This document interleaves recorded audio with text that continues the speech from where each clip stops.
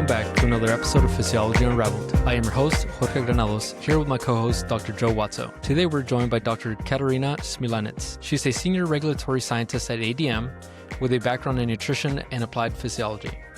In this episode, we discuss what ultra-processed foods actually are, why the definition can be so confusing, and what the evidence says about their impact on health outcomes. By the end of this episode, you have a clearer, more practical way to think about ultra-processed foods without the noise and the hype around it. Let's jump into the conversation with Dr. Katarina Smiljanec.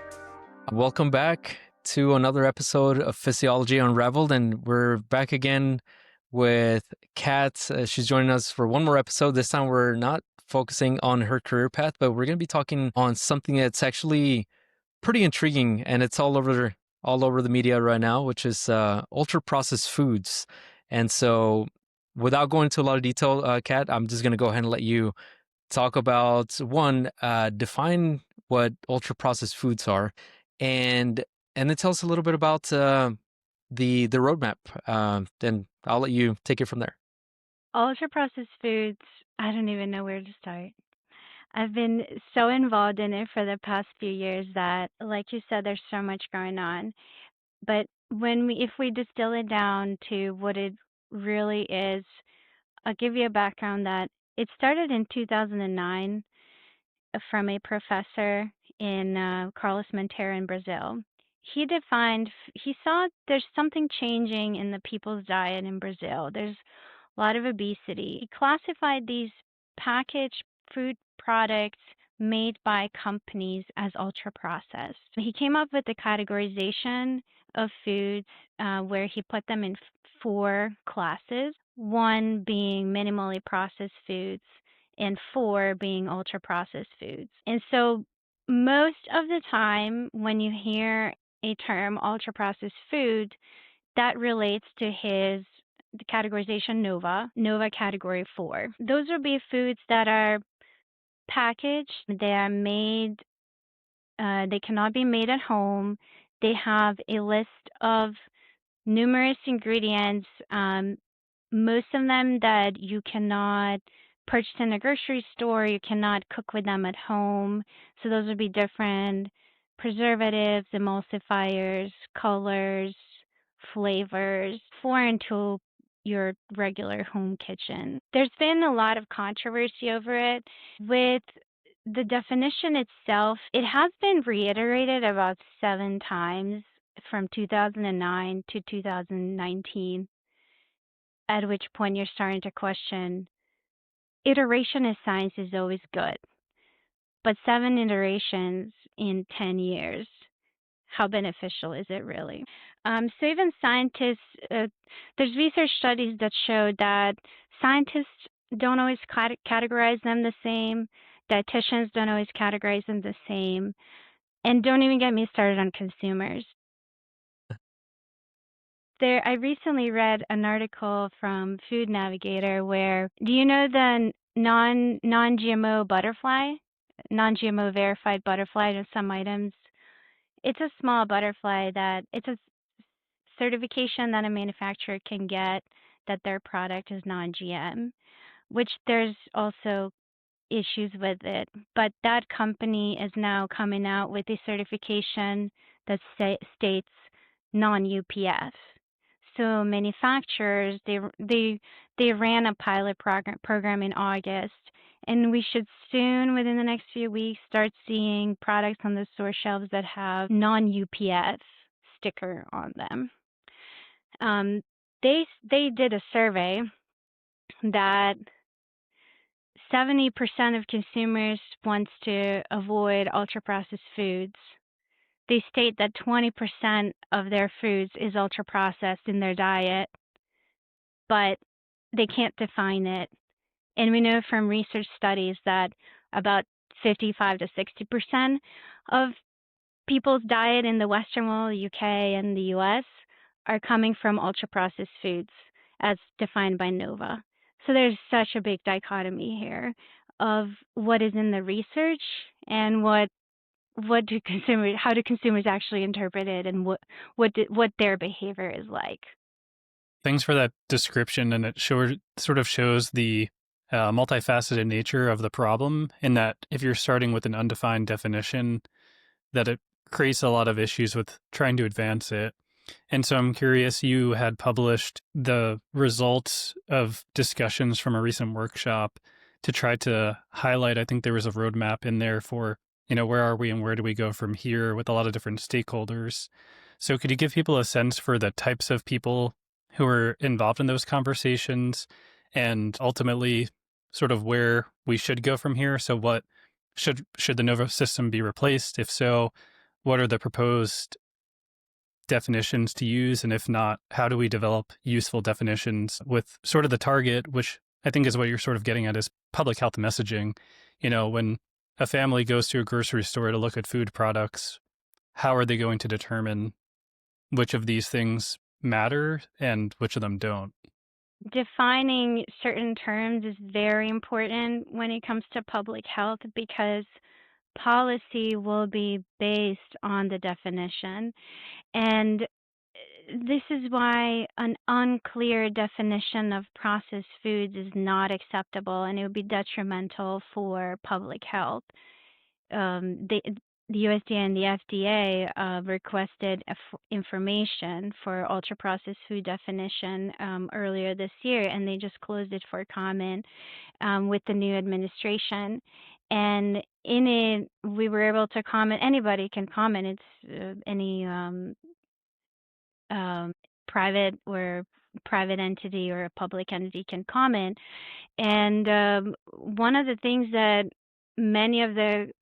we were focusing in as industry and as nutrition scientists is that NOVA is not adequate and that there needs to be a more credible definition of processing. Processing in itself, there's no evidence that it is the culprit. For some processes, we know, for example, extrusion or making smaller particles of a carbohydrate will lead to a greater glycemic response. That is known. But many of the other processes are not different, whether they're industrial or in the kitchen. There's also been publications that people generate more acrylamide, for example, when they're cooking at home, or more coming from more browning. So many industry processes are also tightly controlled that are not as controlled in the home kitchens. And with this definition of ultra-processed foods and any classifications, especially for food classifications, there was an excellent working group organized by IFANS, Institute for Advancement of Food and Nutrition Sciences, that brought together academics and government experts to write a paper about principles on how to classify foods, how to make food categorizations. It was great and maybe not so great timing because it was just posted as a preprint just in time for this request for information, but it hasn't been published yet, which should not hinder its applicability. I mean, the content is still there, and in there's 9 principles of how food categorizations should be made. The 2 that really stuck out to me that are that there should be multiple stakeholders from various fields giving their input into this food categorization. For example, you need nutrition scientists, you need toxicologists, need public health experts, behavioralists for an adequate classification. And another one is that it should be validated in the population of interest. The food scene is not the same in the US and the UK as it is in Brazil, where this concept originated. And Americans eat a lot more so-called, categorized ultra-processed foods than they do in Brazil. Americans love convenience. They eat a lot in the car or during meetings. They like affordable food. And there's a lot of poverty in the US as well, in food deserts for people who cannot afford, maybe they don't have kitchens, or maybe they don't have money to afford meals that are cheaper and so-called ultra processed. Maybe they don't have grocery stores to buy fresh foods and cook with them. And so there's a lot of ways that some westernized countries, how they're different than where Nova originated, countries where Nova originated from, and Nova really spread in South America, Uruguay, Chile, Argentina. So that's what's currently happening with the FDA. Back to what you asked about the workshop that we had in 2022, ADM and the USDA organized a workshop on processed foods and food processing. Note that I didn't call it ultra processed foods on purpose because so mind you, it's 2022. We started working on this in 2021. Kevin Hall's first randomized control trial with ultra-processed foods came out in 2019. So it's not that much time. We had a lot of opinions published, a lot of observational studies published at that time. Nova and ultra-processed foods were really at the height of its existence at that point.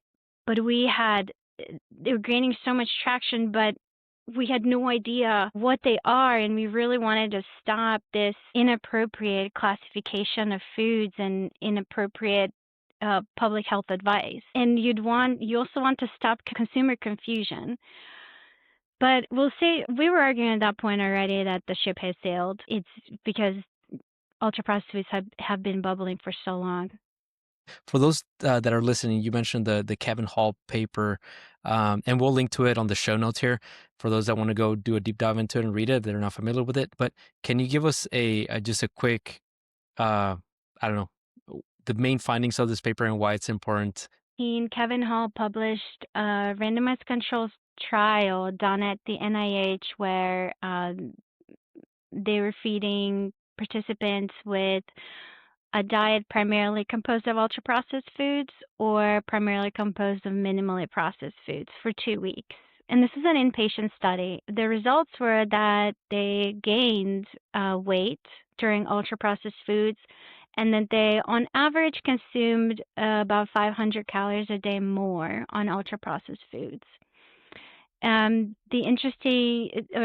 good finding was that there was no difference in liking. So it wasn't it wasn't that people liked the ultra processed foods more and wanted to eat more of it, and they didn't like the minimally processed. But there was a difference in eating rate. People were eating ultra processed foods faster. And thereby ingesting more calories. I found this paper sort of giving legitimacy to the ultra-processed food concept because there was substantial time and money invested into this term that was for 10 years just considered so obscure and was neglected by scientists. And that's when I think ultra-processed food really snowballed. And to add to that, if you don't mind me, and something like you said, those two groups, it was actually a crossover as well, right? So once that group was on the ultra processed food for those 2 weeks and they gained weight, they were changed to the other type of food, and then they lost weight, and it was just pretty much spot on, right? It was really controlled. So, but yeah, there are lots of discussions. We could spend a whole day talking about that, but thank you for explaining that. I just wanted the audience who might not be familiar with that paper to understand why that's important. So, okay. Yeah, so then we had a lot of still observational studies being published, a lot of opinions, and I will take you on a small tangent here. There were so many observational studies published that when do you stop reading them? Because you can't just read everyone. There's a couple of coming out every day. Andrew Brown was a PhD student at Indiana University at the time. Now he's at the University of Arkansas. And he published a paper in 2013. So they looked at 92 observational studies that investigated the association of skipping breakfast and increased risk of weight and obesity. This was in 2013. Out of 92 observational studies, already in the 90s, there was no further value of an additional observational study that would contribute to the overall association. So the association was established dozens and dozens of observational studies ago. So this was a good example of at which point do additional observational studies on ultra-processed foods and its association with any disease under the sun become trivial and unimportant. It's been associated with cancer, cardiovascular disease, type 2 diabetes, suicide. I don't know how.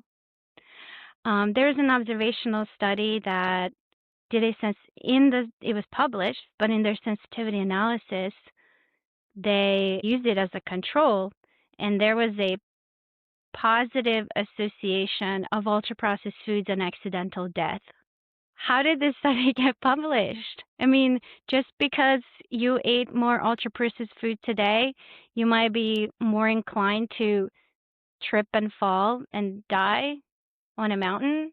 And I don't know. So I also read a quote the other day, which I really loved. This was in a British article, The Critic.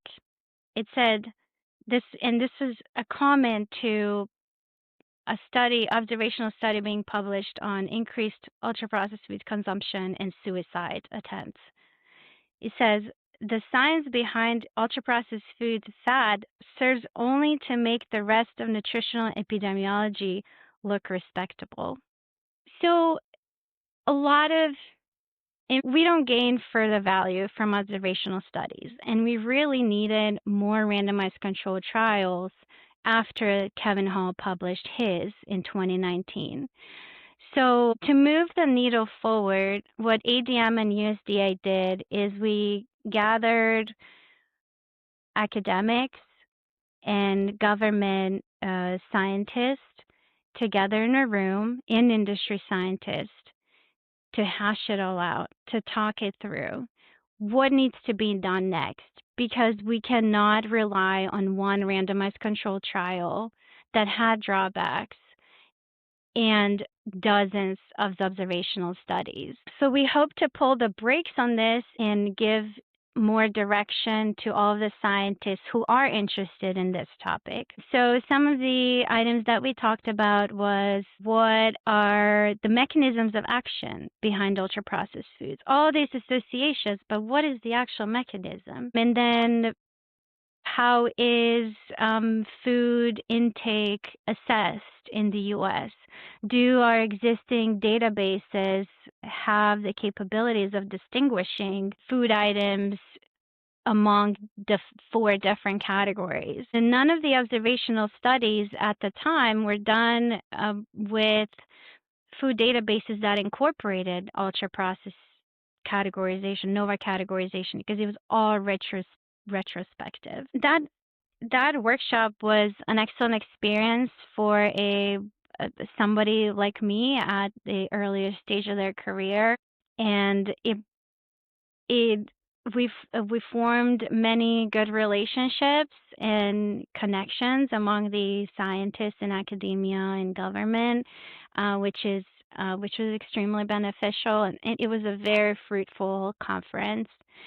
And what we've seen since have been more randomized controlled trials in area of weight loss, weight gain, energy intake with ultra-processed foods. But we've also seen a couple of proof of concept studies, and most importantly thing I would say is more studies with energy density and energy eating rate. What Kevin Hall's study, the diets were not matched for energy density. And studies have now showed, specifically at Wageningen University with Kieran Ford, that energy eating rate and energy density is what contributes to greater energy intake. So when you think of texture, something that's harder in texture is you eat it at a slower rate. Something that's softer in texture, people tend to eat faster. And if you're eating soft food that is high in energy density, you'll consume more of it than they showed with that something of the same energy density, but in harder texture, that you eat slower. Interesting. So there's a lot of good information there, and I have a few notes, and some questions for clarification, and some other things I was thinking about. One is, early on you mentioned some of those associations, and I don't want to put too much time into those because, as you know, with 100 observational studies linking it to outcome X, you're going to find something significant just by chance probability sometimes. But I was thinking about for suicide, thinking about mental health aspects, and I wonder if it's not so much that there, and both could be true. So it could be that ultra processed foods do have something about them, and maybe it's this energy density that we were sort of ending with, that do contribute to a reduction in mental health that could increase the risk of suicide or increase the likelihood. And I also wonder if it could be the replacement aspect, which is if you're eating more ultra processed foods that don't have important nutrients that are associated with positive brain health and mental health, such as omega-3 intake and other vitamins and minerals that you would need for, optimal brain health and function. And I just wanted to, I guess, at least quickly circle back to that one, because it's a little bit more on the outskirts relative to sort of the cancer and cardiovascular disease that I think is pretty well established to some extent, at least within the observational literature, and just at least just kind of pass you the ball there to see if you had any thoughts of agreement or disagreement on any of that.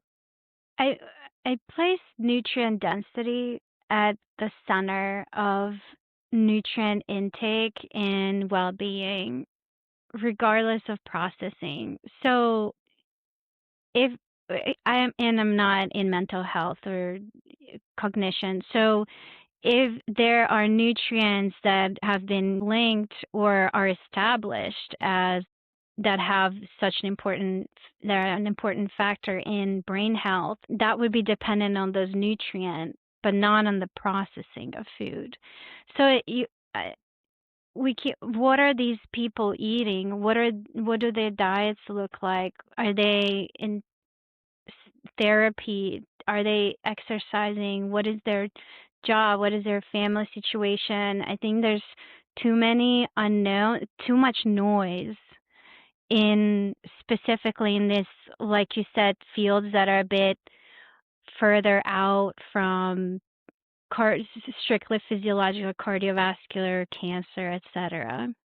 It's sort of the glycemic, you break down a carbohydrate to a simpler and simpler product, and you consume that. There's a well documented from the biochemical interactions that we know to occur, animals, humans, all the way up to epidemiology. So sort of anywhere along that tree of information, there's a lot of overlap and concordance with that observation and finding. Whereas for this one, I was just thinking back because and this is outside of my expertise a little bit too, but I was looped into one project which didn't end up going through, unfortunately, but it was looking at supplementing some of these positive, vitamins, minerals, and omega-3s with something else to sort of promote brain health in these sort of at-risk population. So I was just curious to at least toss it out there just in case you had any additional insight on that. But yeah, I just wanted to circle back to that. One other note, and you may be aware of this, although I'm not sure if you use NSDR very much, but I think they did. Is it NDSR or NSDR? NDSR. Okay.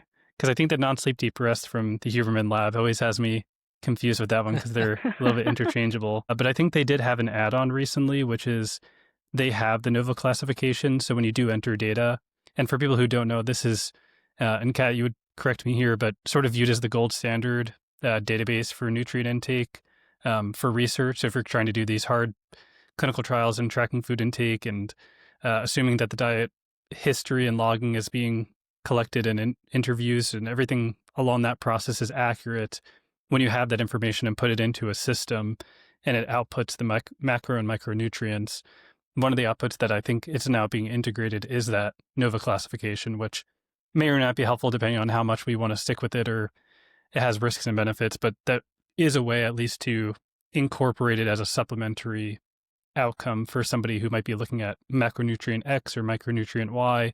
But now they also have this other thing that they could either covary for, or maybe more importantly, split it up into those classifications and then covary for the micronutrients and macronutrient makeup and energy density to sort of see which of those aspects is actually more important for the outcome of interest for you. That's a new feature. That was not there when I was in grad school. Yeah, I think it was just announced sometime this year. Okay. So again, I just collaborate with some RDs. I don't go into that software, but yeah, just know from conversation. So that'll be interesting. I'll keep my eye out for that. There were two proof of concept studies and 3 publications from Julie Hess at the USDA. I sort of wonder whether this money should have really been spent in her time, her valuable time, but it was needed. These proof of concept studies needed in today's day and age, and in this considering how debated this topic is. She created a food menu with less processed foods and more processed foods that correspond to NOVA category, and looked at, first off, she created a 7-day menu where 90% of calories came from ultra processed foods, and matched it for dietary guideline recommendations. The Healthy Eating Index score, which is a score we use to qualify diet quality, in the U.S. was 86 out of 100. And some of the why the score wasn't perfect is because the diet was high in sodium, low in whole grains, and low in certain vitamins like A, C, and E. The average Healthy Eating Index score for an American is 56. So this was one of the studies that said you can create a healthful menu with ultra processed foods only. And if you look at the menu, it's a lot of foods that I think many people would agree that they're not. Why would they be considered ultra processed? Like a breakfast burrito made with canned beans canned beans have some preservatives in there, and tomato salsa that's in a jar, so it has to have some preservatives in there. It's hard for me to believe that people would perceive these as ultra processed.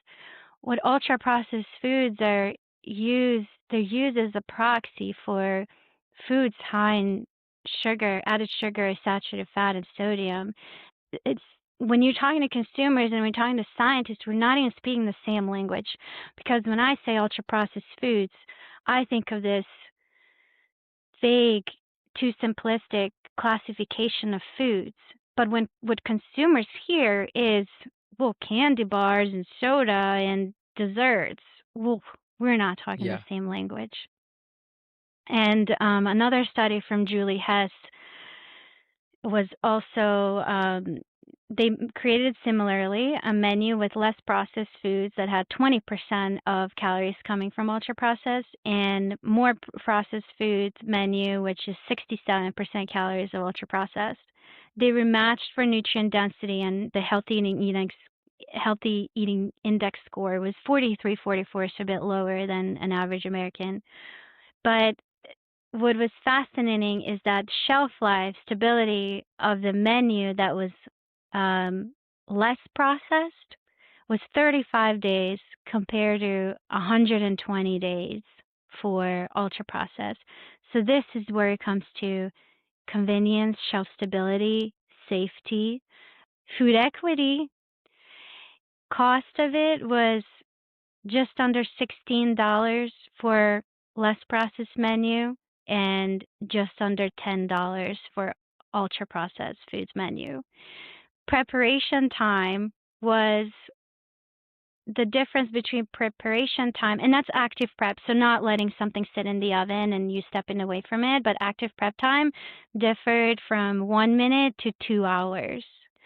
So we're talking time, we're talking cost, and we're talking safety, shelf stability, and convenience. Time and money is something that's very scarce at this day and age.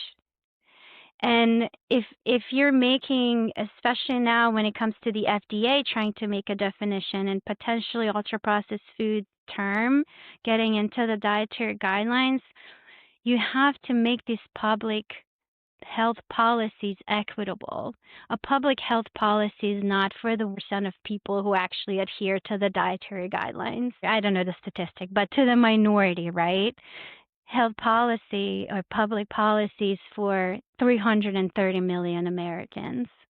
And thank you for clarifying the ultra processed does not necessarily mean high sugar, right? Because that's what most people think of. And like you alluded to was, processing is necessary for shelf life and things that are healthy, like beans and other products, canned vegetables and so forth. As we're talking about this, one thing that you brought up was time and today's hustle culture, right? In this world where we're hustling and we don't prioritize our food, or sometimes we can't, or sometimes we don't have the funds, like you're saying, to get a nice, good home cooked meal that's not processed. So, if you were to give one recommendation to those out there listening, if there was one takeaway for the listener, what would it be? Look at the nutrient label. Look at how what is this item replacing?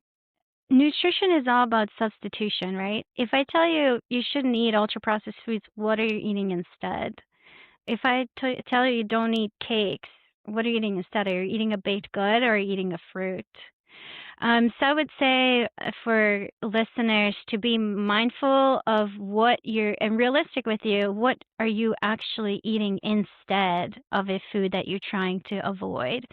And positive reinforcement is always better, or something what you should eat more is, or what you should do more is always better than psychologically than telling people what they shouldn't eat. So I say focus on fruits and vegetables, focus on nuts, legumes, and this is very boring because that is the nutrition advice that is just bulletproof. But if you're in a pinch, and if you did not meal prep, go to the grocery store and you can grab a banana and grab a granola bar. It's totally okay. Grab a microwavable dish. There's so many options now. I think what is amazing in the U.S. that there are so many options for frozen dinners. That frozen dinners have been considered as poor nutrient density.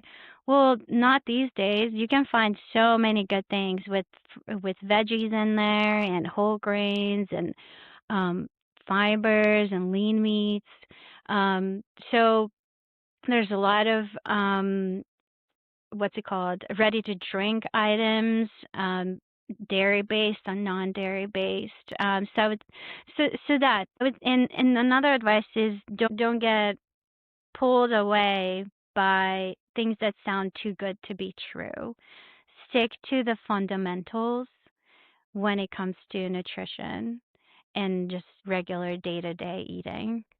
Yeah, that was a good wrap up. And you kind of alluded to it being unfortunately perceived as boring, but in reality, we have known for a while that fruits, vegetables, and whole foods and nuts, legumes, and other things you mentioned are important. And aside some magical scientific discoveries or something soon along the way, that is really the foundation of what we should just try to focus on. And I think it was another good point that you made with the substitutions, which was if you can't have the healthiest food available, just pick the next healthiest food that you can reasonably eat in that situation. And just to build off of that, one thing for me too that I had to struggle with was it's okay not to be perfect all the time. So if you do have a bad meal, just try better the next day or just try to work towards improvement. And I think those mindsets of just keeping it foundational and promoting those good foods is a good path forward. And Jorge, go ahead. Yeah, go ahead. maybe you can play with textures too. Textures, yes. I always think of a Nutri-Grain bar versus a Kind bar. Nutri-Grain bar, you just inhale it in 20 seconds. And Kind bar, you have to chew it and work through it. Thank you, Kat.